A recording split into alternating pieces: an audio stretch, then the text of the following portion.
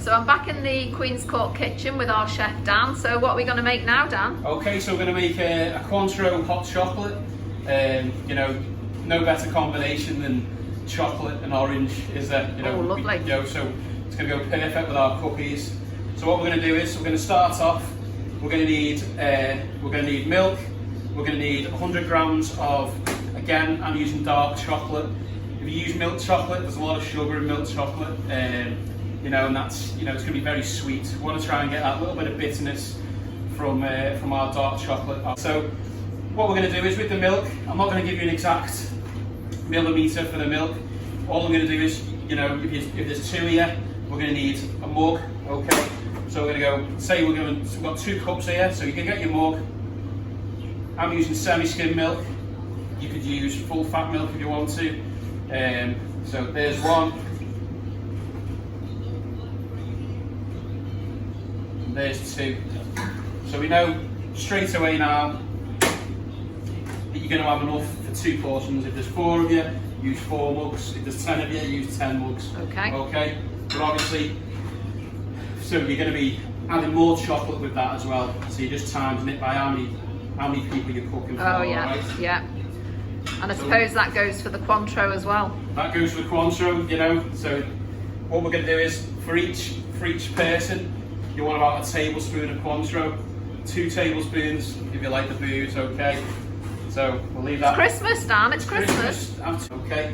So while we're waiting for our milk to come to the simmer, we're going to do our chantilly cream. All right. So okay. So we'll get our cream, roughly about 150 to 200 millilitres of cream. All right, put that to one side.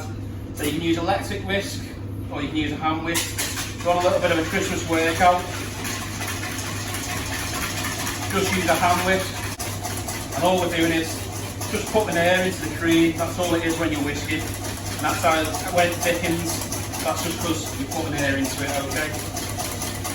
We're going to add our teaspoon of vanilla. Show that to the camera there. It's just starting to thicken up. Yeah. Okay, we just need a little bit more. There we go. So now that's at soft whip.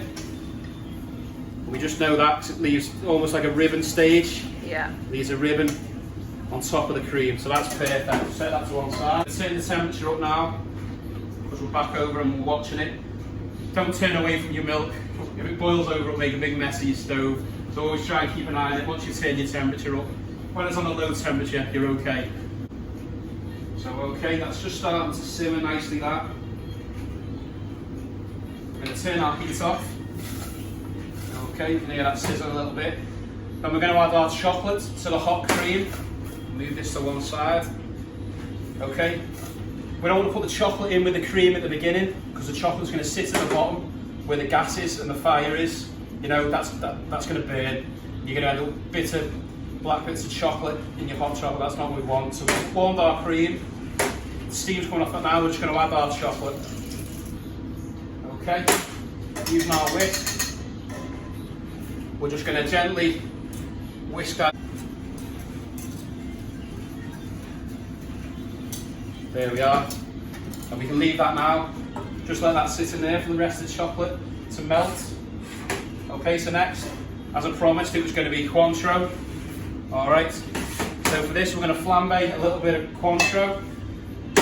You don't have to. If you want to pack a punch, you don't want to be burning any of the alcohol off, you can go straight in. So we're going... And I take it you can use all different types of liqueurs if you wanted to? Oh, absolutely, yeah. You use brandy. Brandy would go well, rum would go well with hazelnuts. Whatever your tipple is, basically. Whatever your tipple is, yeah. Put it into your hot chocolate.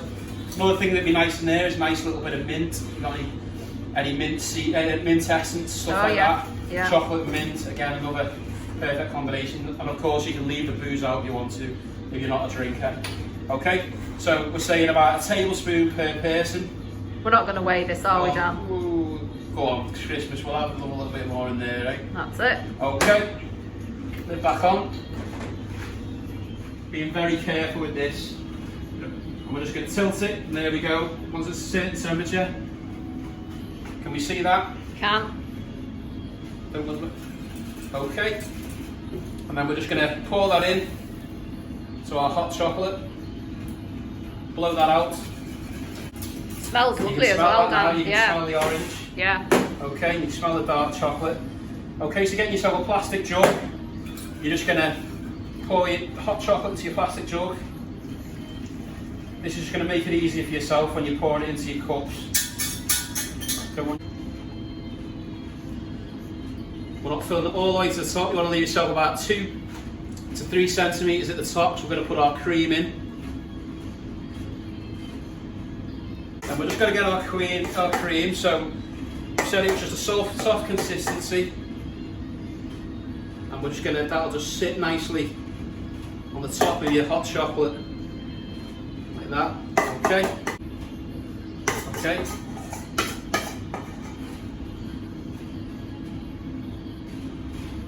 There we are. So I've just got an orange now. It's just a nice finish. We'll do some nice, grate some orange zest on there. Okay, Perfect. There we have it, our Cointreau hot chocolate and chocolate hazelnut cookies.